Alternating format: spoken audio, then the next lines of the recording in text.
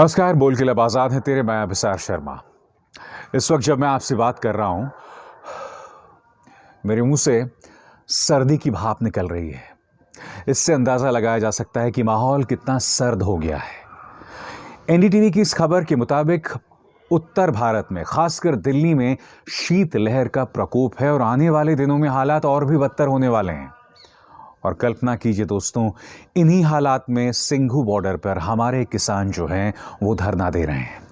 दिल्ली की सीमा पर हमारे किसान भाई बंधु इसी सर्दी में धरना दे रहे हैं। और कल वो हुआ जो दोस्तों जिसकी आप और हम कल्पना भी नहीं कर सकते। बोल के लब आजाद है तेरे, बोल ज़बां अब तक तेरी है। आपकी स्क्रीन पर ये हैं बाबा राम सिंह, 65 वर्षीय बाबा राम सिंह। वो अपने साथ किसानों के लिए कुछ रजाइयां लेकर जाते हैं और उसके बाद खुद को गोली मार देते हैं।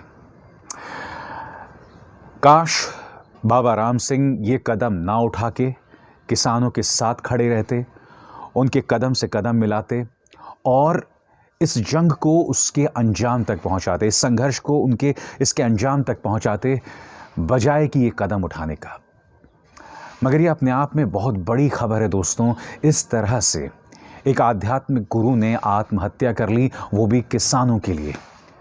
अब तक सर्दी के चलते कई किसान सिंघू बॉर्डर और उसके आसपास जो हैं, जहां जहां किसान धरना दे रहे हैं, उनकी मौत हो गई है।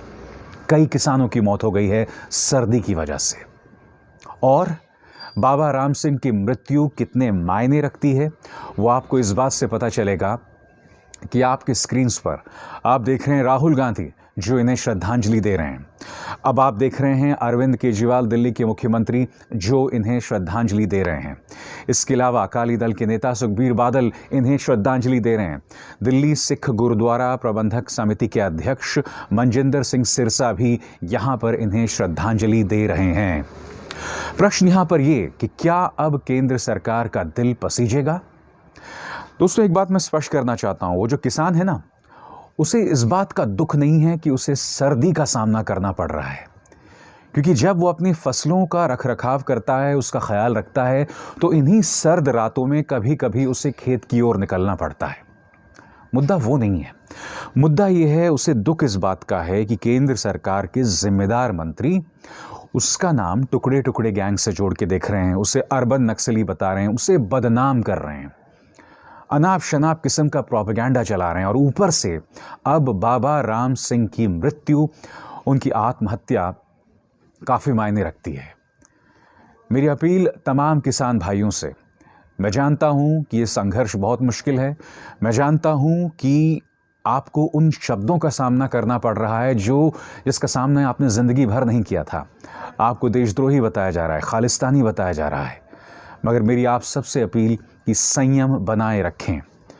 मैं जानता हूं कि बाबा राम सिंह के बाद कई लोग क्षुब्ध हैं, मगर ये मौका है हम इस बात का परिचय दें, इस बात का प्रमाण दें कि हमारा आंदोलन सत्याग्रह है, हमारा आंदोलन अहिंसात्मक है।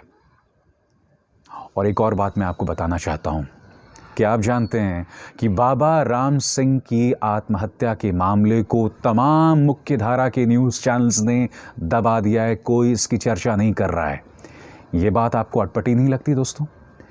क्योंकि किसान आंदोलन में छोटी सी छोटी बात जो भारतीय जनता पार्टी के पक्ष में सामने उभर कर आती है, या जिसमें किसानों द्वारा कोई गैर जिम्मेदाराना बयान देते हुए कोई नज़र आता है, उसे मीडिया किस तरह से उछालता है। मगर बाबा राम सिंह की आत्महत्या, किसानों के बीच जाकर उन्होंने खुद को गोली मार दी, इस पूरे घटनाक्रम को तमाम मुख्य धारा के न्यूज़ चैनल्स ने दबा दिया। ये चीज़ आपको अटपटी नहीं लगती है? आप जानते हैं, मैंने इन्हीं मीडिया चैनल्स में 2 संपादकों से कल रात बात की और मैंने उनसे पूछा कि क्या वजह है कि आपके न्यूज़ चैनल्स ने इसे दबा कर रख दिया है। तो उन्होंने मुझे कहा कि देखिए, आपको ये बात समझनी पड़ेगी कि हमें जिम्मेदारी भरा रवैये के परिचय देना चाहिए, क्योंकि अगर हमने बाबा राम सिंह की आत्महत्या के मामले को तूल दिया तो इससे माहौल बिगड़ सकता है। अरे मेरे समझदार बंधुओं, इससे पहले जो तुम लगातार किसान को बदनाम कर रहे थे, इससे पहले जो तुम लगातार किसान को टारगेट कर रहे थे, कहाँ गई थी उस वक्त जिम्मेदार पत्रकारिता? उस वक्त तुम्हें ये बात क्यों नहीं आई कि तुम लगातार किसान को भड़का रहे हो, उसे बदनाम कर रहे हो?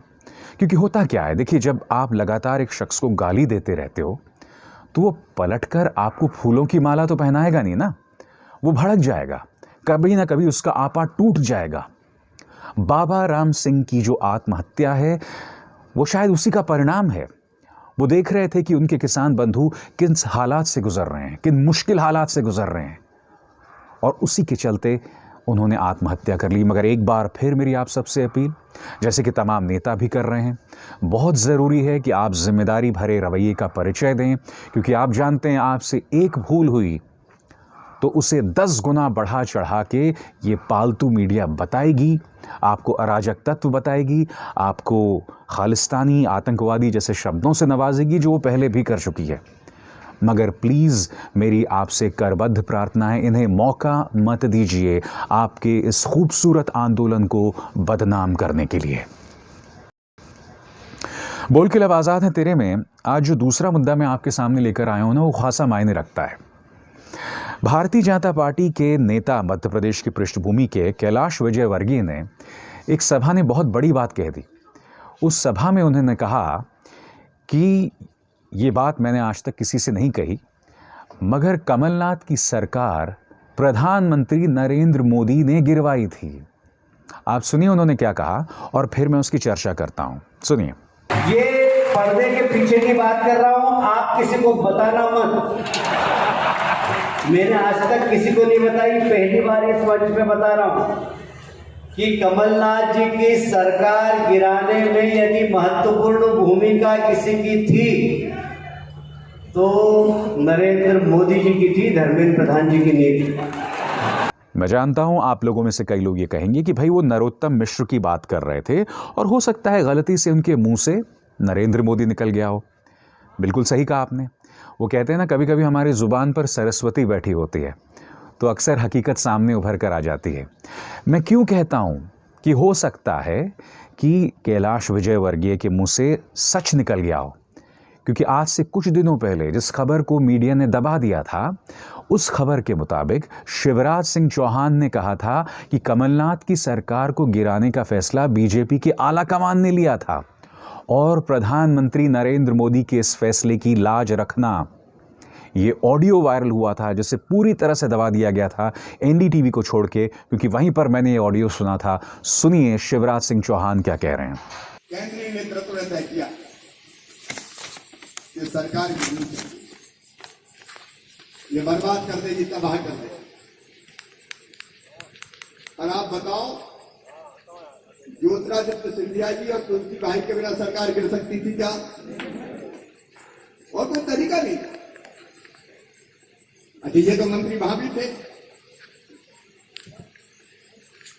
और मुख्यमंत्री बनने की तो नहीं सोची। ये तो मंत्री वहां भी थे। अब सुर्री छोड़ रहा है कांग्रेस वाले, गड़बड़ कर दी, घोटाला कर दिया। आज पूरे विश्वास और ईमानदारी के साथ कह रहा हूं इस मंच से, धोखा कांग्रेस ने दिया, धोखा तुलसी सिलावट ने नहीं किया, ज्योतिरादित्य सिंधिया ने नहीं किया। मेरे प्रिय कार्यकर्ता बहन और भाइयों, कभी कभी ऐसा मौका आता है कि मां अपने बेटा या बेटी से कहती है मेरे दूध की लाज रखना। भारतीय जनता पार्टी अपनी मां है राज्य के दूध पे, और वही मां कह रही है कि मेरे दूध की लाज रखना, कहीं भाजपा हार ना जाए, कमल के फूल को नीचा न देखना पड़े, प्रधानमंत्री जी का फैसला गलत नहीं हो जाए। तो सुना आपने, शिवराज सिंह चौहान पहले कह चुके हैं कि प्रधानमंत्री नरेंद्र मोदी के फैसले की लाज बचाए रखना। दूसरी बात, कैलाश विजयवर्गीय ने इस बात की तस्दीक और पुष्टि कर दी कि प्रधानमंत्री नरेंद्र मोदी के चलते सरकार गिराई गई। मगर मैं 2 कदम आगे जाकर कुछ सवाल पूछना चाहता हूं। 2 वरिष्ठ नेताओं ने इस बात की पुष्टि की है। क्या प्रधानमंत्री पद की यही गरिमा है? क्या देश के प्रधानमंत्री इस तरह से सरकारें गिराने में संलग्न हैं जैसा कि कैलाश विजयवर्गीय और शिवराज सिंह चौहान दावा कर रहे हैं? क्या ये बात आपको बिल्कुल भी अटपटी नहीं लगती? या इसका एक दूसरा तर्क ये हो सकता है कि भारतीय जनता पार्टी के नेता अपने अहंकार के चलते इस तरह के बयान दे रहे हैं। क्यों बयान दे रहे हैं? क्योंकि वो जानते हैं कि मीडिया उन्हें कटघरे में नहीं रखेगा।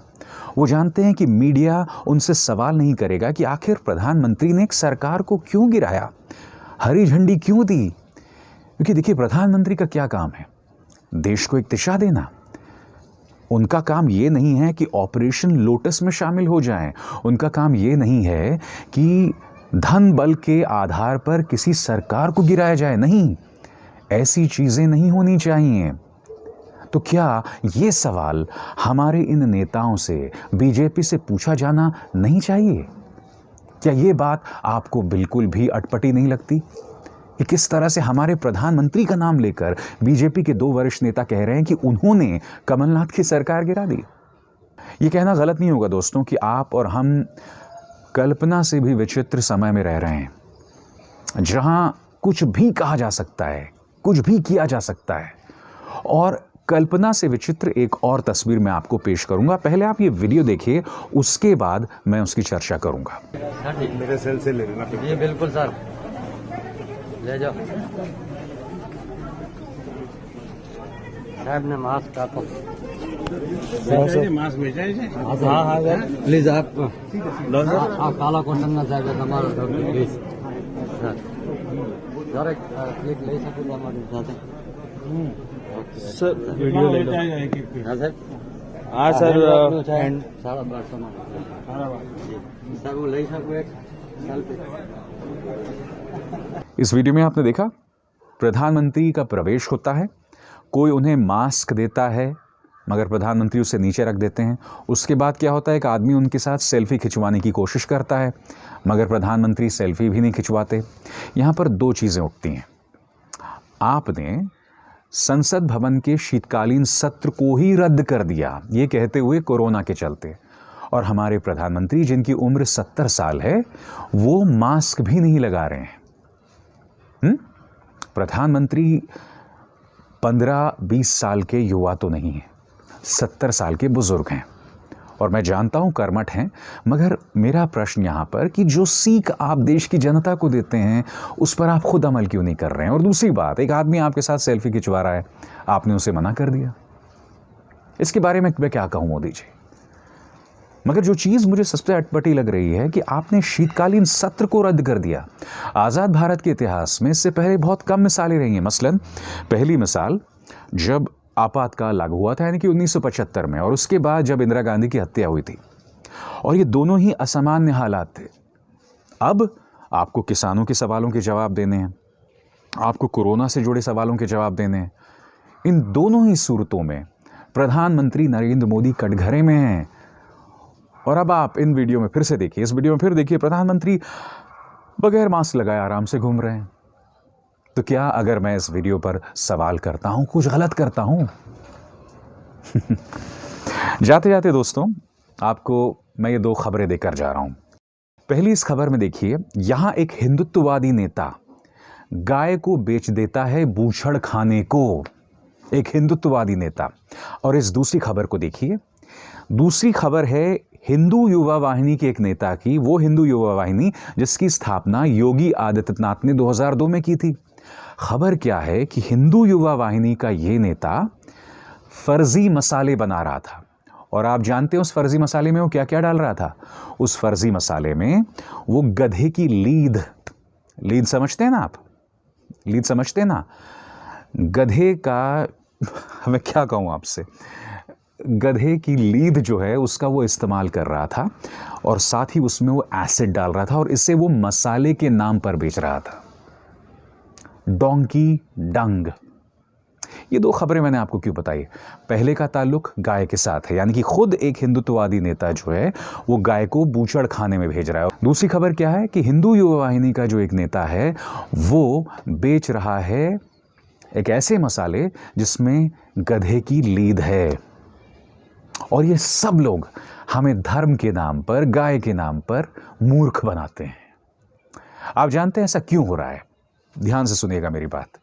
ऐसा इसलिए हो रहा है दोस्तों कि हमने अपनी आस्था की, अपने विश्वास की, हमारे धर्म की चाबी कुछ ऐसे लोगों के हाथ में दे दी है जो इस लायक ही नहीं है। मैंने हमेशा माना है कि धर्म जो है ना, वो एक निजी विषय है, वो एक पर्सनल विषय है।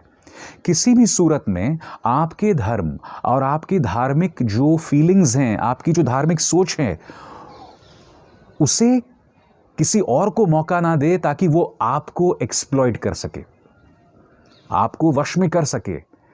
ये कौन लोग हैं? ये लोग सियासी लोग हैं, ये लोग अनपढ़ लोग हैं, और ये लोग हमें मूर्ख बना रहे हैं। धर्म एक निजी विषय है, उन्हें मौका मत दीजिए कि वो आपको मूर्ख बना सकें, और ये पॉलिटिकल पार्टी और उससे जुड़े लोग आपको इसी तरह से बेवकूफ़ बनाते हैं। इसी तरह से आपको मसाले के नाम पर गधे की लीद खिलाते हैं। इसी तरह से हमारी गायों को हमारी गौ माता को बूचड़ खाने में भेजते हैं। ये बात आपको अटपटी नहीं लगती? खैर, बोल के लब आज़ाद हैं तेरे में बस इतना ही। अब इसार शर्मा को दीजिए इजाज़त। मेरी आप सबसे अपील कि इस कार्यक्रम को ज़्यादा से ज़्यादा लोगों तक शेयर करें। नमस्कार।